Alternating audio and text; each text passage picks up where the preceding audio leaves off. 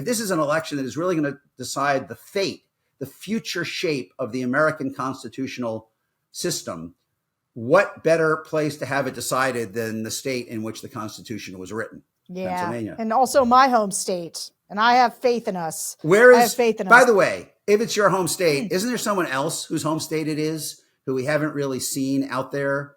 And I keep wondering if we will. Like, is one tweet all we are going to get in this election from Taylor Swift? I don't know. Wait, is Taylor Swift from Pennsylvania?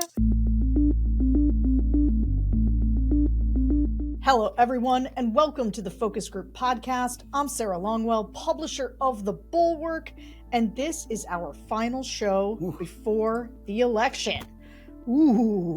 I heard somebody the other day say they were nauseously optimistic, and I thought that was funny. Okay, in the home stretch of this campaign, I'm getting the same question from reporters and people I run into. They're asking me, is there any late movement in the focus groups? They want to know what the focus groups are telling us. And the truth is, if the polls aren't moving very much, there will be even fewer noticeable changes in focus groups, at least not in the head-to-head vote tallies. Because ultimately, focus groups are not here to tell you who is going to win.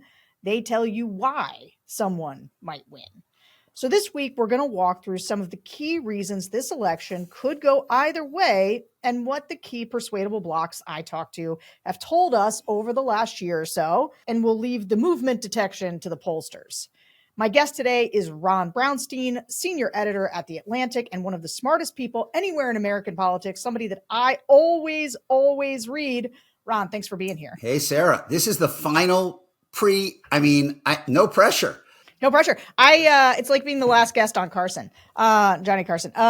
I really wanted it to be you because you have been somebody who's been sort of formulating some of the best theories, the things that basically you're somebody I agree with the most in what you write. And so I was excited to have you on. And you have a piece fresh off the presses about one of the things that I think is the most interesting phenomenon of the current election, which is the split between the Electoral College and the national popular vote, and how what we saw in 2016 and 2020 might be dwindling, right? Like the big national vote versus Okay. So explain how you see the disconnect between the current swing states, especially sort of the northern Rust Belt states, and places like New York, California, Texas, and Florida that have been moving toward Trump. Yeah. So, first of all, great to be with you. And I've learned a lot by listening to your focus groups and your podcast this year. So back at you. I think because of the two Trump races in particular, there has developed a widespread belief in both parties that Democrats need a big popular vote margin, big national popular vote margin to win the Electoral College, because the key Electoral College states are to the right somewhat of the country, right? So, political strategists and political scientists alike have the concept of the tipping point state, which is if you rank all the states from the most Democratic to the most Republican, you look at the state that provided the 270th Electoral College vote to the winner, both in 2016 and 2020. It was Wisconsin, first for Trump, then for Biden.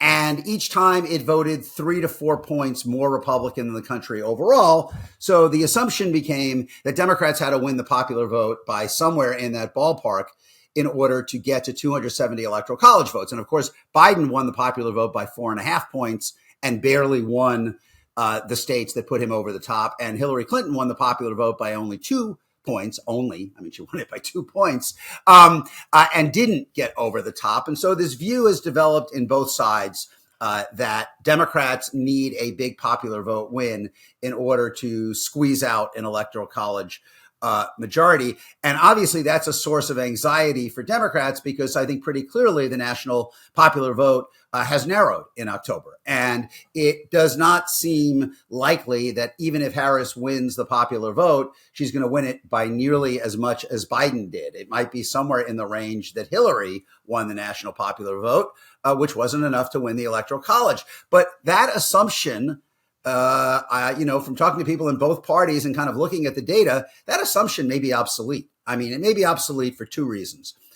One is demographic and one is operational. The demographic reason is that, the principal movement we are seeing that is narrowing the popular vote on a national basis, is Trump improving among voters of color, especially Latino men and to some extent black men. But even if that is real and it holds through Election Day, the potential tipping point states in the former Blue Wall states, and you know that I am the father of the Blue Wall from 2009, Michigan, Pennsylvania, and Wisconsin, 80% of the vote in Michigan is white, 80% of the vote in Pennsylvania is white, 90% of the vote in Wisconsin is white. So given the dynamic we are seeing, where Harris is largely holding Biden's vote among white voters, maybe down a little among blue collar whites, up a little among college whites, but netting out to within a point, really, in almost every national and state poll. You could imagine a world where,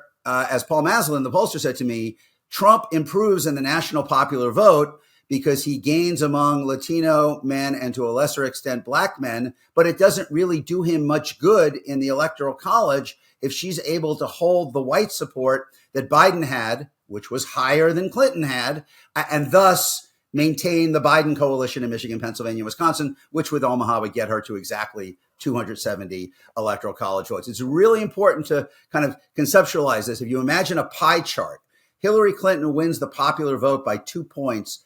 But of that advantage, a bigger share of that 2-point advantage is voters of color, right? Harris might win the popular vote by 2 points, but a bigger share of her total vote are white voters. And therefore, her coalition, as the political scientists say, may be more efficient, Electoral College efficient, and thus able to squeeze out the Rust Belt, even if there is decline among non-white voters, which would complicate her path in the Sun Belt, where they're a larger share of the electorate. So that's the demographic reason. The operational reason is what we saw in 2022, which is that, we saw in 2022 general dissatisfaction with the economy and Biden's performance increase the overall Republican vote on a national basis, not only in red states like Texas, but a lot of blue states like New York and California. But in the states where voters were hearing the full dimension, and like hearing is even the wrong word. It's kind of like feeling, given how much advertising and organizing and mailing, hearing the full dimension of each side's case against the other, the outcome was very different, right? I mean, Republicans won the national popular vote in the House in 2022. Democrats did very well in the most contested swing states, Michigan, Pennsylvania, Wisconsin, which here they are again, Arizona, Georgia, kind of back and forth, a split verdict. Nevada, kind of a split verdict. But Michigan, Pennsylvania, Wisconsin, they won those governor's races very solidly. And so the argument by some, like Pothorzer, the former political director of the AFL-CIO, others, is that in a world where, voters in Michigan, Pennsylvania, and Wisconsin are seeing, $1 billion in effort, everything, all in, digital, advertising, organizing, it would not be a shock if they are responding differently and breaking differently than what you see in the generalized reaction in states where they're not hearing those arguments. And like I said, this is not just like a, kind of a science fiction assumption. This is pretty much what happened in 2022. So no guarantee that Harris obviously is going to win Michigan, Pennsylvania, and Wisconsin, whatever happens in the Sun Belt. But certainly, if you look at both of those factors, and added to the fact that she's likely, if there is erosion, it's going to be more with Latinos than black voters, and the predominant minority population in the big three Rust Belt states are black voters. It does not seem at all implausible to me that she could possibly win those three states with the same popular vote margin on a national basis that was insufficient for Clinton to win them. So I got to tell you, and this is why I wanted to have you on, because this has been my operating theory the whole time. Actually, I have an ongoing argument with my colleague, Jonathan Last, about this, in particular, this national popular vote, that she does not need to win it by 4 points or 5 points necessarily, as long as she holds on to white voters in these key swing states, and that she can withstand a little bit of erosion among Hispanics and black voters, particularly black men, if she's able to hold on to white voters and potentially pick up, just do a little bit better with non-college white women. Like when I don't love looking at crosstabs, but when I do, it's to look at where the non-college white women are. As you should. especially in these states. You know, they're the biggest single block in the electorate, right? I mean, they are. And they vote at a higher rate. There are more of them. And so, like, if she could do 4 points better than Biden with non-college white women, with working class white women, I think that's a recipe for success. Okay, I'm going old school here because, you know, I keep this stuff. A lot of. Are we going to draw us a picture? No, but I keep it on a legal pad. Okay, if you use the exit polls or VoteCast, non-college white women were 29% of the vote in Michigan in 2020. In the census, they were about 26. In Pennsylvania, they were between 25 and 30. In Wisconsin, they were closer to 30. They are a big group in the electorate. Now, college white women are also, you know, somewhere around 15 to 18% of the vote in all three of those states. And, you know, there is a risk that Democrats could see at least some erosion among black men in those states. So these states are not immune to the dangers that come with erosion among voters of color. And, you know, Biden didn't win them by much, but he did, you know, the cushion isn't zero. I mean, he won Michigan by 155-ish, Pennsylvania by 80, Wisconsin by about 20. And so she has a little cushion. And also, if she erodes a little among black men, but gains among the college white women or the non-college white women, they are vastly more. I mean, black men are basically 5% or less of the electorate in those three states. It's not Georgia, right? You know, I think, you know, I actually have this as well. I mean, we can have an actual fact here. Black men were 5% on both exits and VoteCast, which is the AP alternative, in 2020 in Michigan and Pennsylvania, and 3% in Wisconsin. So, you know, you don't want to go down 4 or 5 points among them, but you know, if you go up 4 or 5 points among college-educated white women and go down 4 or 5 points among black men in those three states, you know, you're getting triple the bang for your buck.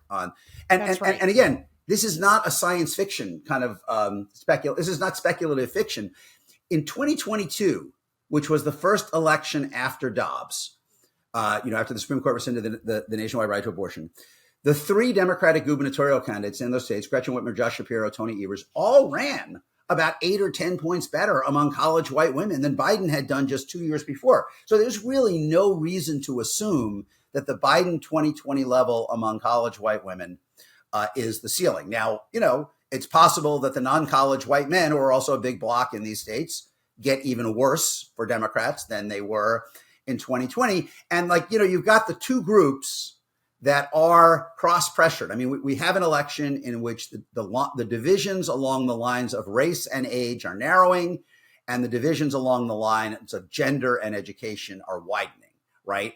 And in that world, what are the two big swing groups of whites? Well, it's non-college white women whose gender and education pull in opposite directions, and it's college white men whose gender and education pull in opposite directions. And I think for the Harris campaign, holding the line among the college white men in these states would be fine. Like, I think they would take that in a heartbeat. I mean, they might improve a little among them, but more likely they are, I think, shooting to not erode among them. And as you say, maybe gain a little among the non-college white women around abortion and general revulsion of Trump, although they also respond to some of his core cultural messages on crime and immigration, and then really blow off the doors with the college white women who, as I said, it's really important to, you know, again, it's not a science fiction speculative, you know, it's not Isaac Asimov here. Like in 2022, the Democratic gubernatorial candidates did run better than Biden did. You know, January 6th had not yet happened in 2020. Dobbs had not yet happened. It would not be surprising if Harris runs even better than Biden did among those college white women. And you can envision a world where the national popular vote is much closer, but the ability to hold white support at the 2020 level, which critically is 3 to 4 points above the 2016 Clinton level, that might be the difference between Clinton narrowly losing these states with a 2-point national popular vote lead and Harris potentially narrowly winning them with the same national popular vote lead. And of course, as we'll get into, Pennsylvania is the toughest of the three and probably where this whole thing gets decided. Yeah. Okay. Well, that is just, that's the kind of table setting in math that fires me up. I love that. All right. So before we get into our big thinky, like why Harris wins or why Trump wins sections, I just want to get into how voters have thought of the closing news stories around Trump and Harris. So we're just going to do a little bit of wrap from the last, their closing arguments. So let's listen to some what Trump to Biden voters from a mix of swing states, and this was just recently, we just did this one, said about Trump's Joe Rogan interview and the, Hitler did some good things, I like his generals comments by Trump that we heard from John Kelly. Let's listen to that. To be honest, that interview was probably the most interesting Trump interview I've heard in a long time. I like when he's able to speak for a longer time. I thought that Joe Rogan kept him on track as best he could. Vance went on Theo Vaughn, who is a comedian that I love. And again, I really enjoyed that interview. And, I was like, I don't mind this guy. And so I like those longer format ones. I did see that Trump was really late for a rally. Maybe it was Michigan. And he's like, sorry, I was on the podcast. But I didn't hate that interview. It was surprisingly good. I told my wife, who's a Kamala supporter, like, this is worth listening to. Forget the rallies, forget all that other stuff where he's just being the real estate salesman that he is, just overhyping things. Like, listen to this podcast where he's talking about his first day in the White House and how big the Lincoln bed is. And did you know Lincoln was depressed and his wife was too? Like, all these other things that are just like not things you'd hear at, on TV in an ad or at a rally. So I thought it was good. I mean, hopefully Kamala will do the same and you can actually hear more that's not rehearsed from her. I mean, he was talking about how basically there was like the Autobahn was created, the economy was improved. He wasn't talking about Hitler's feelings on other races. He was talking about what he did for the German economy. And he's talking about the generals that were loyal to him even to the end and how he wants people around him loyal to the end. So that's not an admonition of a terrible person. It was saying that there are people that he needs around him that can do good things. So again, context is everything. It's like the bloodbath comment. He was talking about the auto industry, but you see commercials now saying, oh, it's going to be a bloodbath on election day. I have friends and family who are real big Trump supporters, and they will often play those things off like he's just being hyperbolic and things like that. I choose to take people at their word. If we can't trust somebody who's running for the highest position in the country to do the things they're saying they're going to do, what are we doing? My family is a bunch of Trumpers too. I used to be a Republican, so I'm kind of the outlier in the family, and they kind of fall back on that too. Oh, that's hyperbole, that's that. And I think Trump kind of relies on that narrative. He floats things out there, see how it kind of goes, and then a bad reaction. Oh, I'm just joking, just throwing it out there to kind of cover himself. But I think even in his lies, there's truth. And the biggest thing to me is, why would any presidential candidate in America talk like that?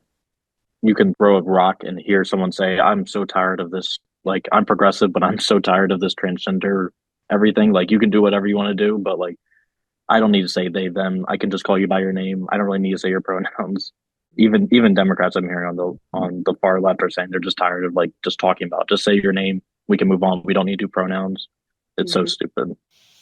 Okay. So there was also some talk about Kamala's Call Her Daddy interview in there, but nobody was they weren't like terribly impressed with it, and most hadn't listened to it. But that first woman who listened to the whole Joe Rogan interview and thought that it was good, she'd already voted for Harris. And wow. She's a Harris voter. And that last guy talking about pronouns, an undecided voter who was oscillating between Trump and Harris throughout the group, and had eventually he kind of landed on Trump, although I'm not sure he was sticking with that, but he was letting himself get swayed by the conversation in the group. So what's interesting to me is you can hear in that sound how fractured the media landscape has become, and that's part of why it feels so often like the two campaigns are in their own worlds, talking to their own people. The latest news stories that were mentioned in the groups that have dominated Beltway Insider, Twitter sphere, but can we like expect anything to move the needle at this point? Like there's a lot of people being like, Kamala's got to go on Joe Rogan. And I don't know why neither of them has come on my podcast, obviously. But I guess, what do you think just about you can hear in there the bifurcated nature of the media and the information people are getting. And how do you think that is changing politics in general? Yeah, I mean, look, we've certainly seen that this election in terms of, them focusing on these kind of niche, micro-targeted media sources far more than the big traditional, bullhorns of the mainstream media. As I listened to that, I mean, to me, the most important part were the Trump curious or Trump leaning voters who basically say you don't have to take him. You do not have to consider that he's going to do the things he says he is going to do. That's right. And I think that in many ways is a failure of the media. Maybe it's impossible to reach them given the media that they are consuming, because it's just wrong. I mean, it is not a value judgment to say that is an incorrect assumption. First of all, the research is overwhelmingly clear. I think Thomas Patterson wrote a book about this a few years ago. Presidents, if a presidential candidate wins, they try to do the things they ran on. They may get stopped by Congress and the courts, but they try to do it. Donald Trump, if he is elected, will massively increase deportations unless the courts stop him. And the second reason why that assumption is wrong, and this is where I think it's a failure of the media, is that there are policies that attach to that rhetoric. There are proposals from Trump that attach to that rhetoric in a way that we don't in the media make clear often enough. And I will give you two very concrete examples. All the attention from the John Kelly interview was that Trump wanted, he said nice things about Hitler, or Hitler did good things, and he wanted generals who were as loyal as Hitler, right? To me, the most important part of the John Kelly interviews with the New York Times was that John Kelly told them that as president, Trump repeatedly sought to deploy the U.S. military against U.S. citizens and had to be stopped over and over again. So when he says he wants generals that will be loyal to him, it's not like an abstract generalization about the generals. There's a very specific component to that. And not only did Kelly say that he had to be stopped repeatedly in his first term, but just think about how many separate proposals Trump has put forward, on the record, in public, not behind closed doors, to use the military or the National Guard in a second term on U.S. soil against American citizens. He's talked about sending the National Guard into blue cities just to patrol for crime, to round up the homeless, to round up undocumented migrants. And I'm going to come back to that in a minute. Obviously, they have talked about using the Insurrection Act against protests in the U.S. So there is policy that when he says he wants generals who are loyal like Hitler, what he really means is he wants generals who will follow his orders, even if that includes deploying the military on U.S. soil. There's policy that attaches to that. It's not like the woman said, or the guy said like, oh, well, Hitler did good things. He built the Autobahn. He wants generals who will do what he says, and what he says includes using the U.S. military against U.S. citizens. The other example, like the exact same thing. Sunday night, same Sunday night, split screen. The comic makes the racist joke about Puerto Rico, and it consumes our conversation for days. At the same time, I think like virtually exactly the same time, Tom Honan, his former ICE guy, goes on 60 Minutes and is asked, how would Trump avoid mass family separation during mass deportation? And Honan says, well, there's an obvious solution: deport the kids too. So just think about that. Just think about what he just said. There are estimated 4 million U.S. citizen children with at least one undocumented parent in the Hispanic community, and probably about another million others from other nationalities. So they are talking about deporting potentially millions of U.S. citizen kids if they have undocumented parents. And he said, well, basically they deserve it because their parents created this problem by having kids while they were here without legal status. So, I understand why the Puerto Rico joke got all the attention, but the failure to show how these attitudes connect to actual policies that he has and will pursue again, makes it easier for people who want to dismiss the rhetoric as just, as Clinton said, boob bait for the bubbas, or was it Carville? It was Clinton or Carville. One of them described it as boob bait for the bubbas. It makes it easier for them to do so. And I think that is a failure on the media. Look, many of the people we're talking about would not be reading what that connection anyway. But the fact is that you cannot separate a candidate's rhetoric and their promises from what they will do in office. There's the history tells us exactly the opposite. Maybe somebody will stop them.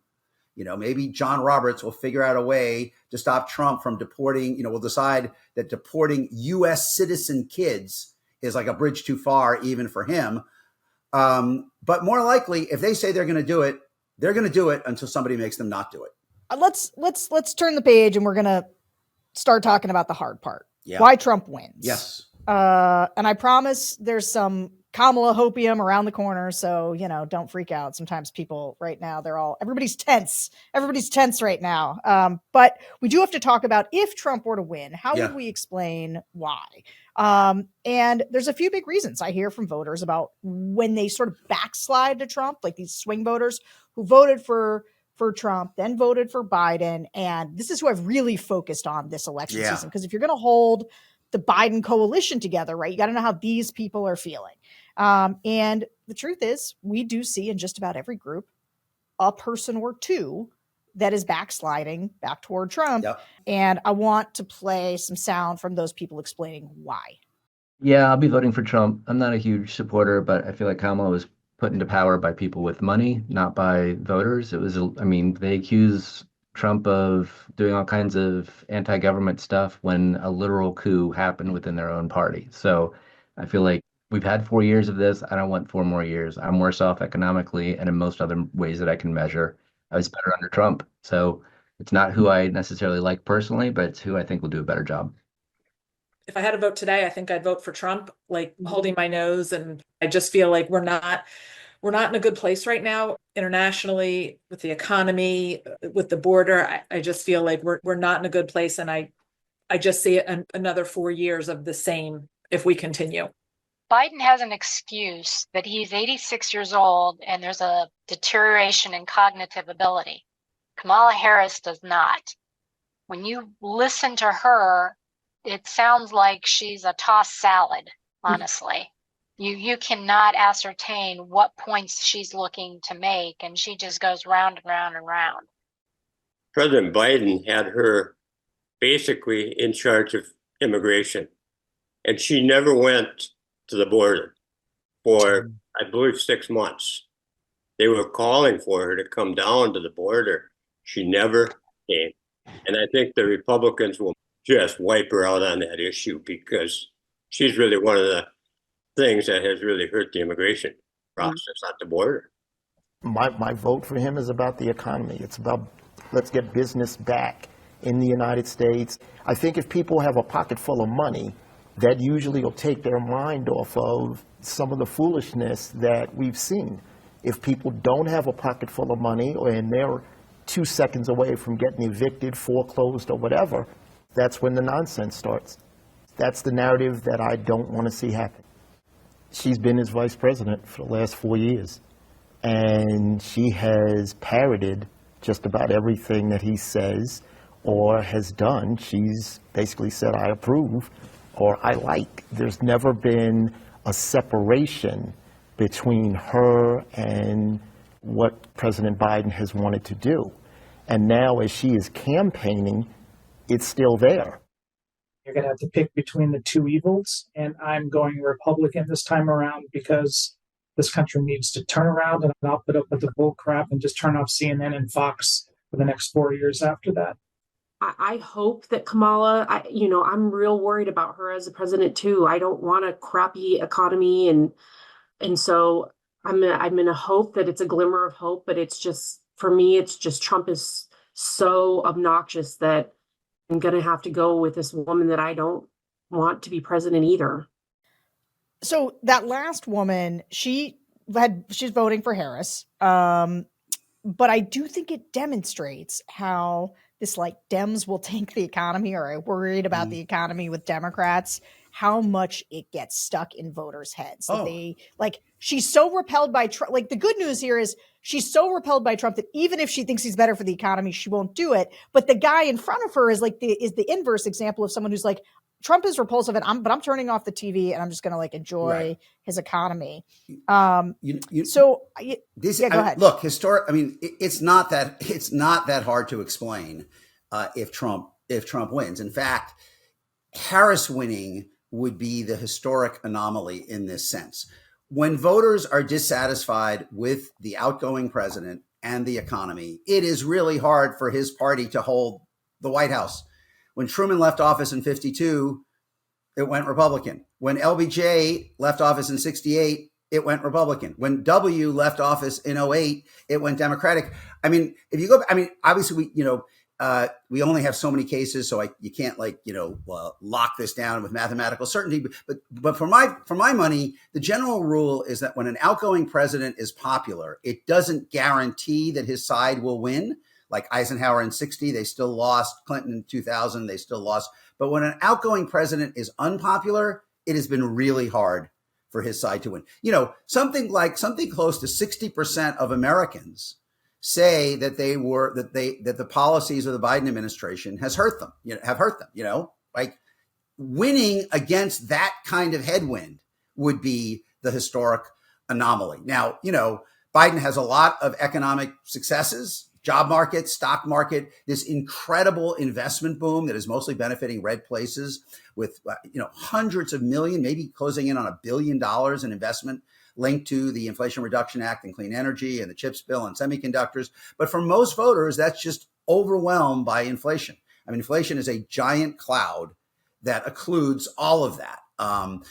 Because as the guy said, if you had more money in your pocket, that's, people said I was better off under Trump than Biden.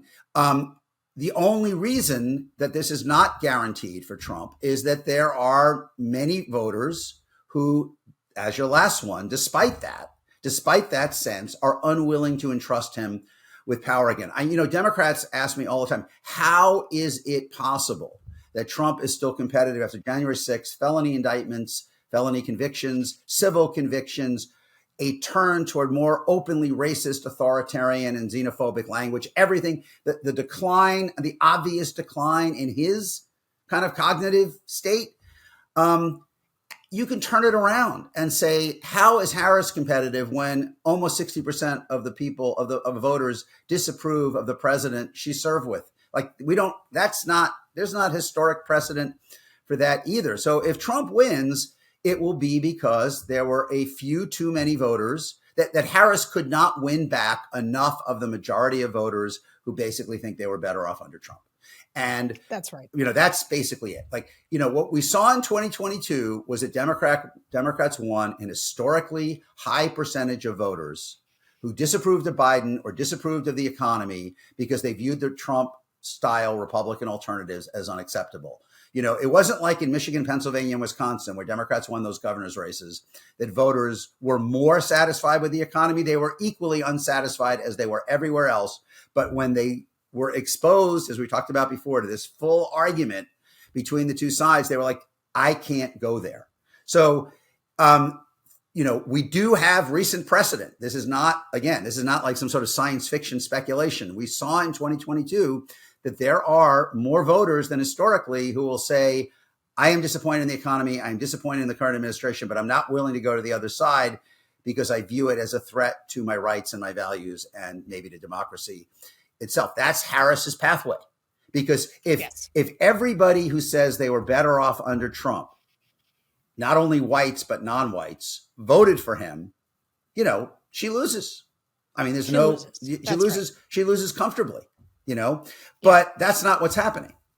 What's happening is that there is a thin slice of voters in every racial group who might say, I trust Trump more on the economy, or Biden's policies have not improved my life, or the economy was better under Trump, who, like your last focus group woman, are still unwilling to say, I will vote for him. And, the race will be decided by just how many people make that calculation, probably just in those 3 states, Michigan, Wisconsin, and then right at the tipping point, Pennsylvania, maybe Georgia, Georgia too. Actually, I just hold that thought because I want to ask you about North Carolina. But first, we've got to do a word from our sponsors. Here's something I'm really looking forward to as the weather turns cooler. The holiday season, a Kamala Harris victory, and slipping into a cozy sweater from Quince. Quince is known for their Mongolian cashmere sweaters from $50. And it's not just that. All Quince items are priced 50 to 80% less than similar brands. That includes beautiful leather jackets, cotton cardigans, soft denim, and so much more. How are they able to do that? By partnering directly with top factories and cutting out the cost of the middleman, which passes the savings on to us. And Quince only works with factories that use safe, ethical, and responsible manufacturing practices. And of course, premium fabrics and finishes for that luxury feel in every piece. I was so pumped that these guys were coming on as an advertiser with us because I have been buying Quince for a while. In fact, my favorite leather jacket that I wear is from Quince. So get cozy in Quince's high quality wardrobe essentials. Go to quince.com/thefocusgroup for free shipping on your order and 365-day returns. That's QUINCE.com/thefocusgroup to get free shipping and 365-day returns. Quince.com/thefocusgroup. And we're back. Okay, talk to me about North Carolina really quickly. Look, North Carolina has been heartbreak hill for Democrats, right? I mean, they get close. Yeah, but they're like sure they're going to win it this time. Like they've been very bullish on North Carolina. I think if they win North Carolina, they've already won Michigan, Pennsylvania, and Wisconsin. Yeah, the race is over. Because basically it's important. We should have said this before. Historically, Democrats run a few points better among white voters in Michigan, Pennsylvania, Wisconsin than they do nationally. Like consistently, not just Biden, not just Clinton, Obama. It's a consistent pattern. Fewer of them are evangelical Christians in those states, and more, there's more of kind of a muscle memory of kind of union class solidarity, even if there isn't literally a union still in place in many of these. So, North Carolina, I believe, is the second biggest rural share of the population is rural after Texas. Democrats are seeing the realignment that they are everywhere else in the big metros, Raleigh and Charlotte. And maybe it will be enough this time with this very extreme Republican gubernatorial candidate. But most, kind of looking at the late numbers there, I mean, it kind of feels like they're in their usual position of falling just short. I mean, it's like on the horizon, just glimmering just out of reach. Not inconceivable. None of this. I mean, when our mutual friend, Whit Ayers, the great Republican pollster I've known since the 80s. I think he started even in the late guest 70s. On this show. Yeah. Okay. So Whit said to me the other day, people ask me all the time, what's your gut? And he said, well, I literally make my living with data. Okay. Like data is how I, pay my bills. And gut doesn't pay the bills. Right. Gut doesn't pay the bills. And what the data tells me is I can't tell you. Like the data is telling me that you cannot confidently say who is going to win. I think he's right. I do think that, on balance, the 3 Rust Belt battlegrounds are better for Harris than the 4 Sun Belt battlegrounds for the reasons we talked about before, which is that her decline and Biden's, since 2020 is centered more in voters of color, especially Latinos, than it is in white voters. And that's more damaging in the Sun Belt states because voters of color are a bigger part of the Democratic coalition, and a small shift toward Trump is really hard to overcome. So I feel like you can at least say, I think almost everyone agrees that there is a drop. There's like a tier, Michigan, Pennsylvania, and Wisconsin. And then the next possibility for Democrats drops, fairly substantially. And of the 3, Pennsylvania, interestingly, looks like the toughest for her, even though Wisconsin historically has been. And the reason is not complicated. Non-college whites are 10 points more of the, 8 or 10 points more of the electorate in Wisconsin than they are in the other 2, and non-white voters are less. But the movement of the college whites toward Democrats in Wisconsin is pretty overwhelming, and what you might see, the Wow counties and Dane, you might just see incredible numbers. And, Michigan, I think, look, unless the bottom falls out for Harris, Michigan is probably the best of the three for her, even with the problems in Dearborn and elsewhere, then Wisconsin, and then you're left with Pennsylvania. Sarah, as I said in my story today, if this really is an election, and I don't think it's wrong to say it is, if this is an election that is really going to decide the fate, the future shape of the American constitutional system, what better place to have it decided than the state in which the Constitution was written? Yeah. Pennsylvania. And also my home state. And I have faith in us. I have faith in us. By the way, if it's your home state, isn't there someone else whose home state it is who we haven't really seen out there? And I keep wondering if we will. Like, is one tweet all we are going to get in this election from Taylor Swift? I don't know. Wait, is Taylor Swift from Pennsylvania? I think so. Or at least she lived there. Yeah. She grew up there. I can't tell you how not invested in Taylor Swift I am. Well, So I'm sorry about that. No, here's the thing, though. Oh, my producer's saying yes. Yes, she's from. I don't know where she's from. And Sarah, why are Republicans more confident? Why are Republicans so confident Trump is going to win, despite the public polling? Most Republicans, Whit Ayers accepted, like in the Trump camp, why do they think he's going to win, even though the public polling is absolute dead heat, at least in those three states, and maybe a slight, most of the polling this week have had Harris ahead in Michigan and Wisconsin, but they are confident they're going to win because they believe that Trump will turn out a lot of the Joe Rogan listening young men that polls are not anticipating, and he will kind of overwhelm, as he did in 2016 in those states, overperform in those states. Now, the fact is that women in every age group turn out at higher rates than men, but the gap is especially wide among young women. Young women turn out at significantly higher rates than young men. And so I don't think it is crazy to assume that Taylor Swift on Sunday or Monday, helping to turn out young women that could counter any surge. By the way, young women are a majority of the eligible voting population in that age group. If Trump is counting on a surge of young men to tip the election his way, it's not really crazy to think that Taylor Swift appearances in the final 48 hours could materially affect the turnout among young women and potentially neutralize any advantage Trump is expecting from young men. So I just throw that out there. I'm immediately going to start tweeting that out. Apparently she's from West Reading, which I did not know. All right. So just one other common dynamic, just as we're talking about Trump, and as people backslide to him, is how they expect he'll handle foreign policy. And while we hear a lot from voters that he was a clown who embarrassed us on the world stage, we also hear a lot of people say that he's like so crazy that people are scared of him and he keeps these world leaders on their toes. So let's listen to what some of these swing voters, Trump to Biden voters, have said on sort of foreign policy.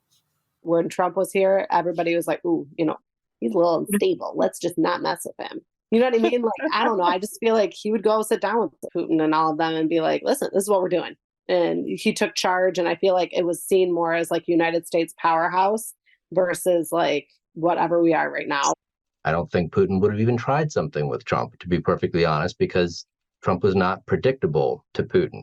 So I tend to think that a lot of the stuff that we're in now, the inflation, the rising interest rates, it just would have been handled a lot differently, at least decisively. So I'm looking for more decisive leadership moving forward versus kind of the milquetoast that we've got now. I think on the international stage, the other countries, whether we want to believe it or not, still look to the United States to lead. And I think that other countries, they don't care if you're male or female, as long as you're a human being and you can lead. And I think that with Kamala Harris, who knows, she may get there one day. But usually how your personality is today is usually how it's going to be tomorrow if you're of a certain age. And there's nothing that I have seen of her, whether she was the prosecutor locally in California, whether she was the attorney general, there's nothing that says to me that's the strong leader that the rest of the world is going to respect and follow. Okay, so here's the one reason I kind of wanted to jam this in, even though oftentimes foreign policy tends to be not a thing that drives voters. I have heard from a lot of these voters when we ask about, would you vote for a woman? They'll say things like, I would, but I'm just very worried about these other world leaders. They don't respect women from some of these other countries. And you hear in some of these answers, right, when it comes to foreign policy, people have this like strong, weak frame. And there is a little bit of, I think so much of it is not like an overt, I wouldn't vote for a woman to be president. It's that people say, I'm not sure she's strong enough to handle it. There's something like in their bellies that's like, I don't know. Which basically means I wouldn't vote for a woman for president, I think. Look, I mean, when you are, it's sort of circular, right? I mean, yes, I would vote for a woman for president, but I think a woman would be weaker. I mean, like, what is you're in the same place. You're just assigning a different rationale to it. I mean, look, all of this is real. I mean, there are voters, essentially it's kind of like strength versus chaos. I mean, Harris has closed the gap on strong leader, at least in national polling, and she's much more competitive on that. And, the debate, I think, was so damaging to Trump, not largely because it reminded people of just how chaotic he is, on a day-to-day basis. Most people are not watching the rallies, or, certainly you can't absorb all of the chaos of the rallies. But, the share of voters who like the results of the Trump presidency in terms of like conventional measures of political output, which include the economy and the way we were interacting with the rest of the world, is significantly higher than the share that feel comfortable with Trump as president, because there's a lot else that goes along with it. There's everything we saw from Madison Square Garden, and, and again, that there are policies attached to that kind of rhetoric, that they're uneasy about the division and the level of conflict in society. One pollster told me, for example, that, and I think this has the ring of truth. I wonder if this is turned up in your focus group, Sarah, like that even among women who respond to Trump's arguments about immigration and crime, the very ferocity of his language, which gets them to respond, also kind of causes them to step back, because they're like, he's talking about Haitians eating pets, and, they're animals and they're not really human. And like, so that's what it is. I mean, and, the divide in the country about that, whether that is an acceptable form of discourse, whether that is an acceptable way to kind of frame the choices facing the country, it really does separate substantially along the lines of education and gender. And the really important thing is that if Harris wins narrowly, obviously, or if Trump wins narrowly, obviously, half the country is still on each side of this divide. And that is ominous about where we're going in the next few years. All right. I want to turn now to Harris and how she could win. Mm-hmm. Like if she wins, how would we explain it? And obviously sort of women's reproductive rights have been central to Harris's closing argument and the conversation all along. I mean, it's been central to Democrats ever since Roe was overturned. We taped an episode about this that I remember vividly back in the spring with a group of Trump to Biden women from Arizona after the state Supreme Court had reinstated that 19th century era abortion ban. Let's listen to what they had to say. I'm a strict Roman Catholic, and I have my own feelings about when life begins. I don't like to pass judgment or I don't know. And this one seems a little strict. Well, I'm definitely pro-life, but I do agree there are situations, circumstances way beyond people's control. And you have to have some allowances, especially for the life of the mother. And again, this is the 20th century and not 1864. I sort of felt like Arizona was becoming like Gilead from The Handmaid's Tale. So, it's very disappointing to me. And I also am Roman Catholic. I don't support necessarily abortion, but I do believe there are some instances where the woman should have an opportunity to decide and not the patriarchy. I am pro-choice. I am also Roman Catholic, but I believe that it's everybody's choice. I don't agree with an abortion per se, but that's my body and that is my choice. So that's honestly how I feel I have daughters. I have, you know what I mean? I have a 17-year-old. God forbid if my daughter goes down the street and gets raped, she's forced to have a child. I'm a special needs mom, and every pregnancy I was faced with life or death situations in my body. So I'm very close to this topic of if I didn't have choice, which I chose to keep all my children, that was my own personal thing. But to be alone in that room as a single mom and not have that choice, knowing the burden of a life with a child that requires way more than a typically developing, definitely changed my point of view on why it should be a choice. Yeah. So I remember this group really well because to me it was and I've just seen this type of thing over and over again, but it really highlights how conservative some voters can be and still be against the bans, especially the extreme ones. Now, you mentioned on Twitter recently that Republican governors like Brian Kemp and Mike DeWine won in 2022 despite passing strict abortion bans, right? Yeah. So what do you think that tells us about people's policy preferences versus like partisan loyalty and the abortion politics in 2024? Like, how do you think it's going to play? Well, first of all, if you ask how Harris wins, you can point to a very simple mathematical equation.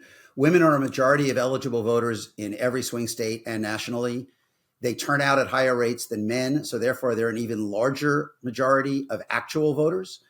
And if Harris wins women by as much as Trump wins men, or maybe even by 1 point less, depending on the place, she will win most places, almost everywhere. Like, you know, and that is, I think that's the, you know, we can call that the Celinda Lake rule. Like, and that's her like the Mendoza line in baseball. Like you win women by as much as the Republican wins men, you win. Now, again, it might be possible to win. We can't do the math right here off the top of our head, but like if she wins women by even 1 point less, then so, and you know, there is polling, shockingly polling varies on whether we are headed for like an unusually large gender gap or one that is pretty constant with what we've seen before. I mean, except for Kerry, except for W, who had the kind of security argument, which maybe, you know, Trump has echoes of. Every Democrat has won women by, I think, 11 to 13 points in the exit polls in the 21st century. Biden pushed it up to 15 off the top of my head. And I will check, actually. Hold on. He pushed it up to 15. Right. So, you know, if Harris wins, it's because she wins women by 15 or 16 points. And, you know, because Trump probably is going to win men by more than he did last time. Yeah. And, you know, abortion is a powerful symbol, I think, of something, you know, abortion is powerful, Sarah, I think, not only on its own terms as a, you know, a policy issue, but because what it symbolizes about the role of women in society. And as I wrote recently, Trump is clearly J.D. Vance, all of J.D. Vance's language about childless cat ladies and Hulk Hogan at the convention. Trump is offering a very conventional definition of masculinity, hypermasculinity that protects the little woman who needs protection, right? Yeah. You know, I will be your protector. And then the new version of it, whether you want it or not. And there are women, evangelical women, some of these blue collar white women that we're talking about, who are like more comfortable in that world, who kind of think that a male president is more likely to protect them. But there are a lot of younger college, other single women who kind of hear that as the worst kind of, you know, out of touch throwback paternalism, especially coming from a guy who has been adjudicated to have committed a sexual assault and has dozens of other, you know, plausible allegations, serious allegations, including some that have just come out in the last couple of weeks. So, you know, everything Trump does, you know, to try to appeal to the most culturally conservative elements of the electorate has an equal, if not greater, opposite reaction. And what I wrote about, what you cited, was that if you look in 2022, and I wrote this the Sunday after the election, abortion wasn't enough to move Republican-leaning women away from Republican governors who signed abortion bans in red states in large numbers. You know, Kemp won, and Abbott won, and DeSantis won, and DeWine won. And if you look at the exit polls, they all won somewhere between 28 to 43, I think, % of voters who describe themselves as pro-choice.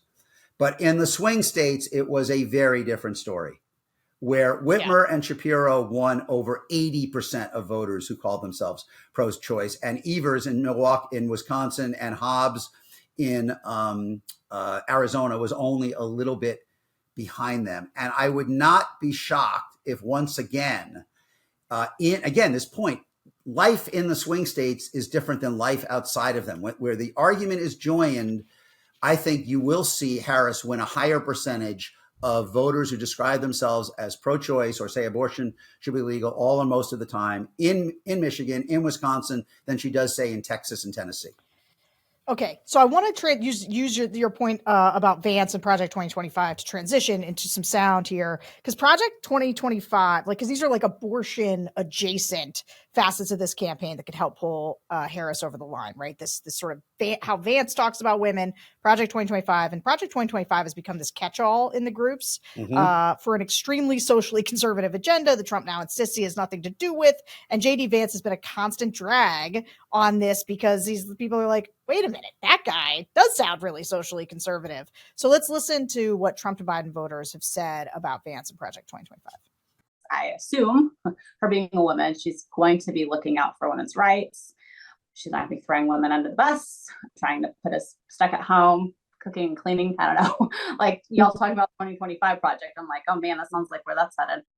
I've heard it's just like Christian nationalism, essentially. They want to remove the boundaries between church and state, and they want to, persecute people who buy contraceptives and that sort of stuff. So, what do you guys think when I mentioned Project 2025?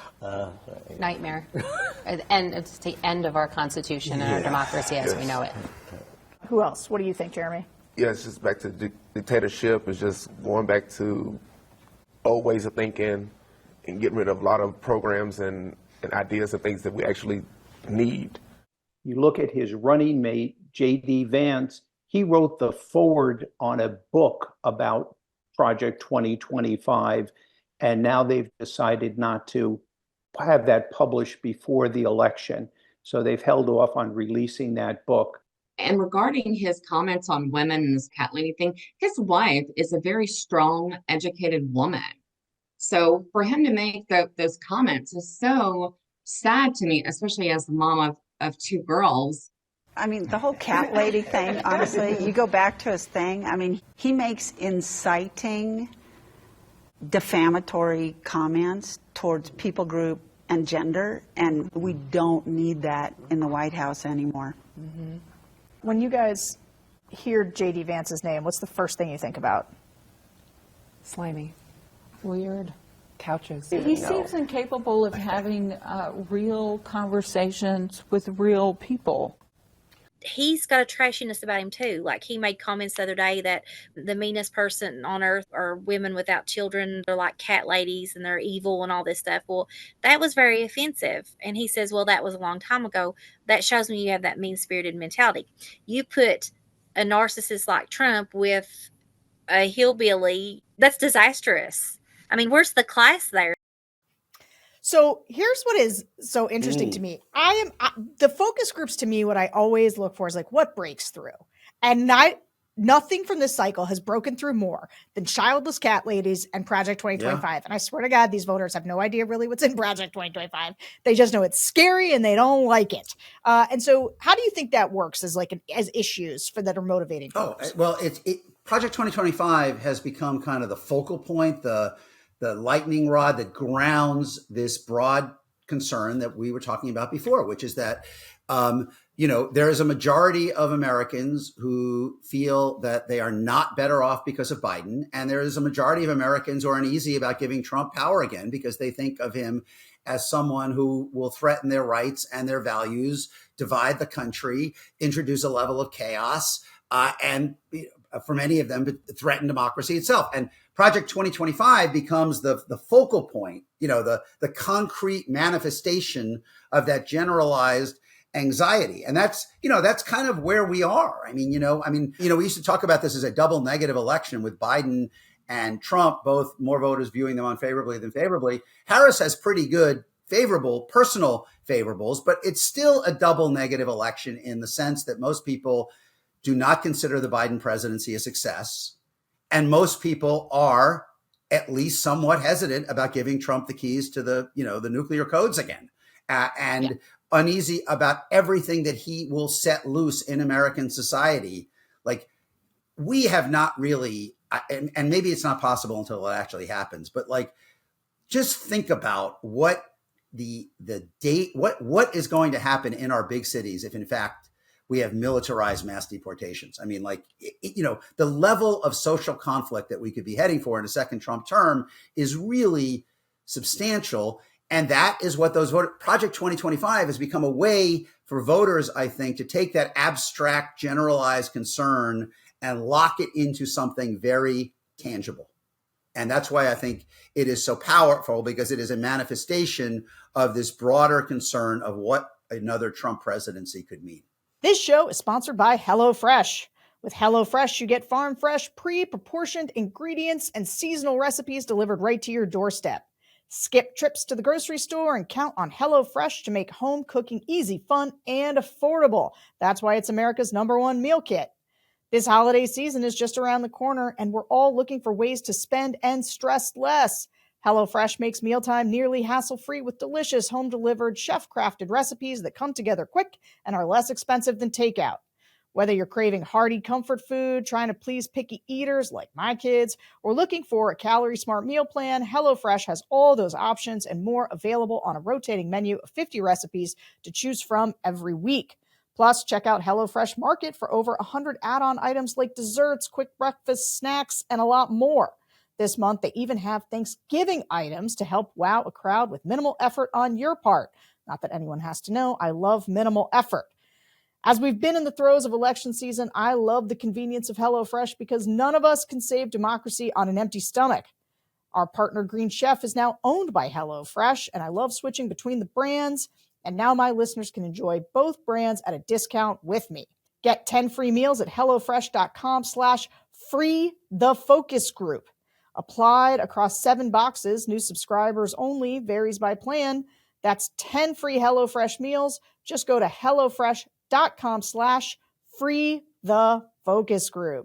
I want to play there's sort of one final bucket of reasons that I can get bullish on Harris.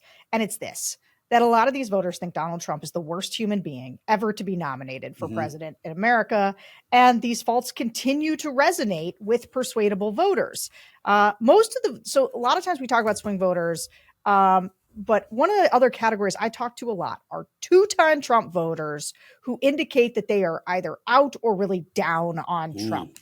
So most of the voters you're about to hear are 2-time Trump voters who are down on Trump. Let's listen to how they think about Trump character broadly. Sure. So when it came around to 2020, Trump hadn't really shown his jump the shark side. That's what I like to call it.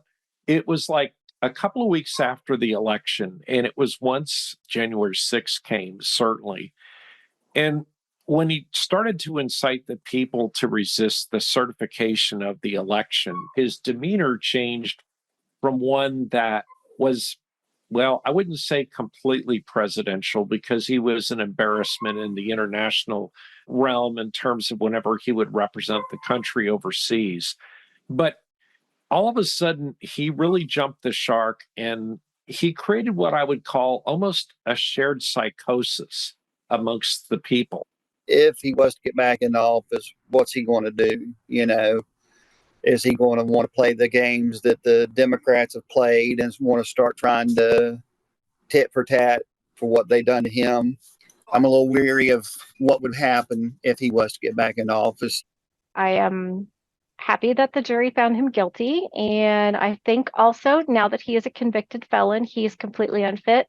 He can't pass a basic security clearance at this point. I'm not sure if he can vote in Florida. He may not be allowed to go to different countries as a felon. This is not appropriate. Knock it off, Republicans. Find somebody else. It seems like anybody that's really close to the guy isn't close to him anymore. And so his leadership style has to be horrible. And to think of elevating this man to the highest point of leadership again, that is where it's a bridge too far for me. Mike Pence doesn't like him. His closest lawyers are stabbing him in the back. And it just doesn't seem like he has been able to hold on to any confidants.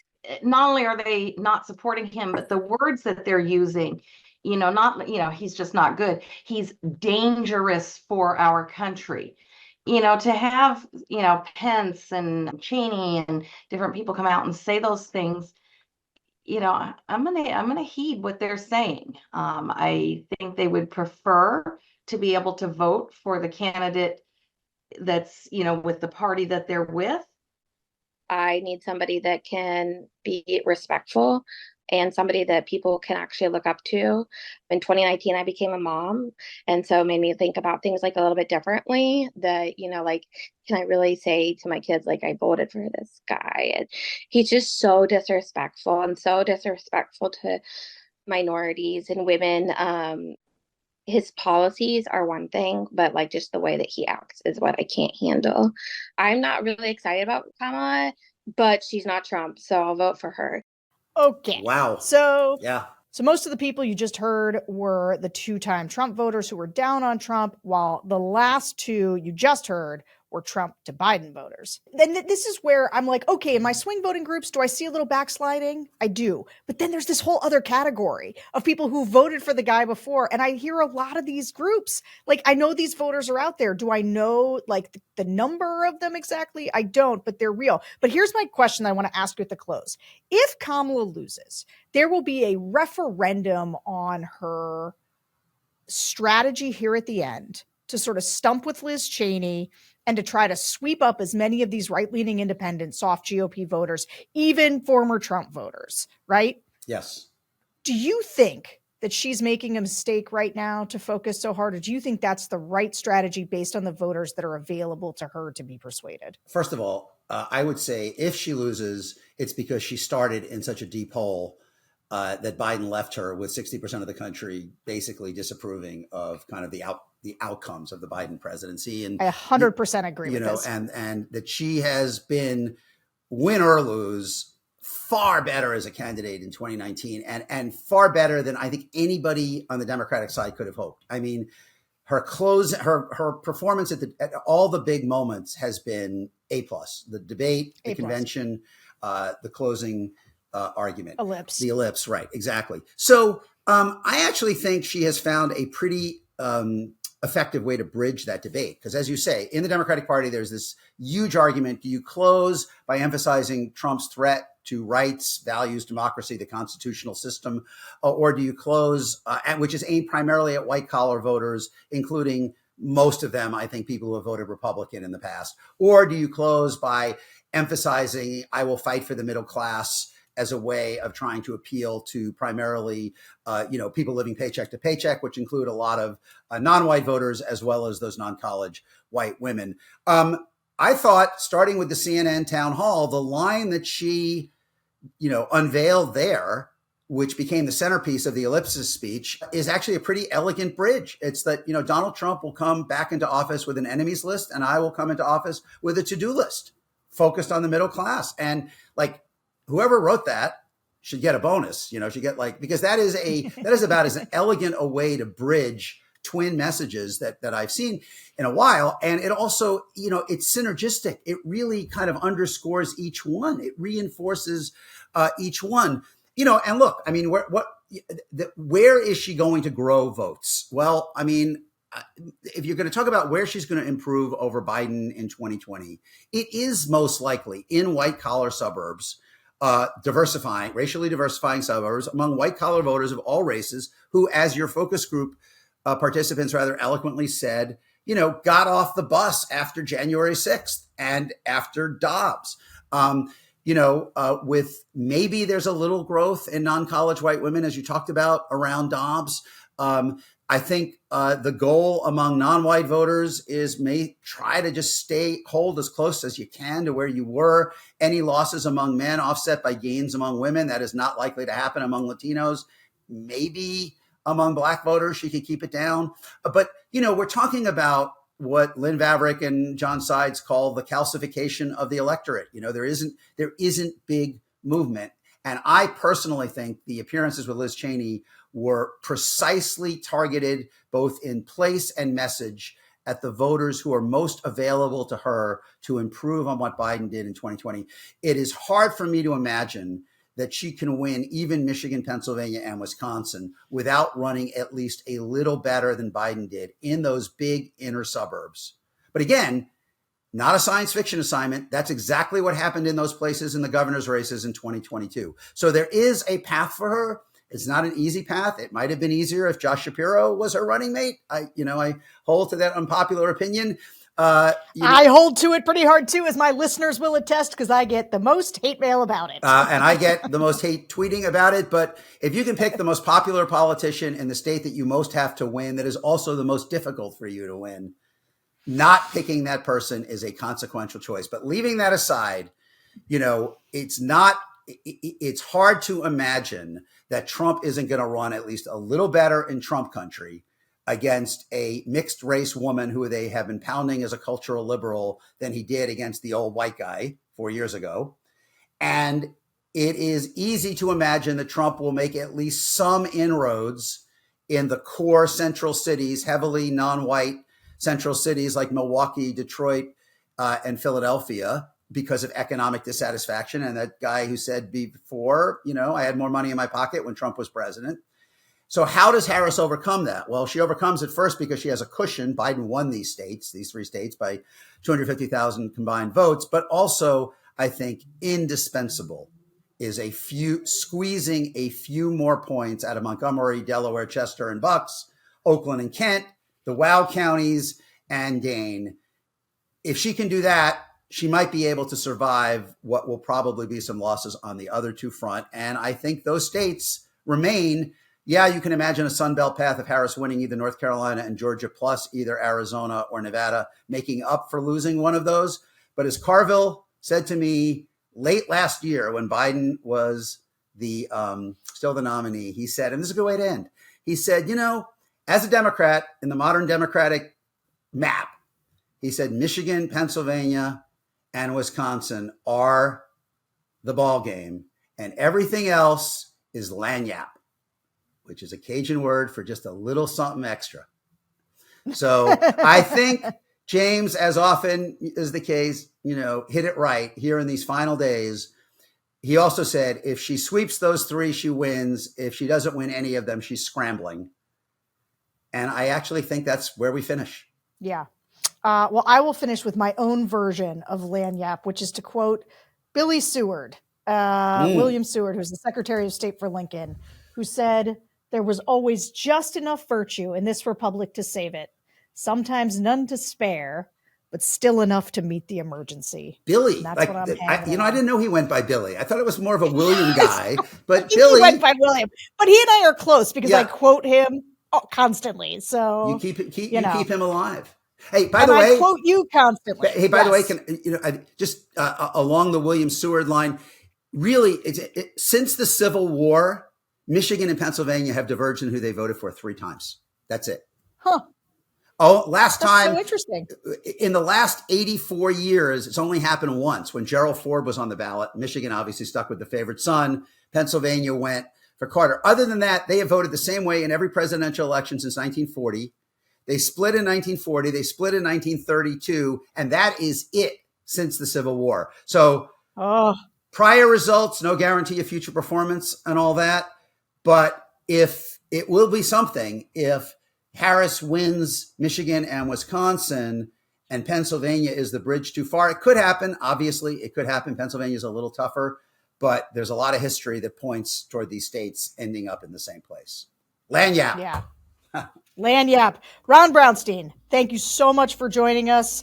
And thanks to all of you for listening to another episode of the Focus Group podcast. Listen, guys, we probably aren't going to have a show next week but we will be putting out just endless Bulwark live streams and content. So look for that. But I don't think we're going to need a Focus Group podcast next week because we're going to be figuring out what's happening with this election. Until then, I hope this week and every week we've given you a sense of where the puck is going this election. If not flat out predictions, no matter what happens, we will see you soon.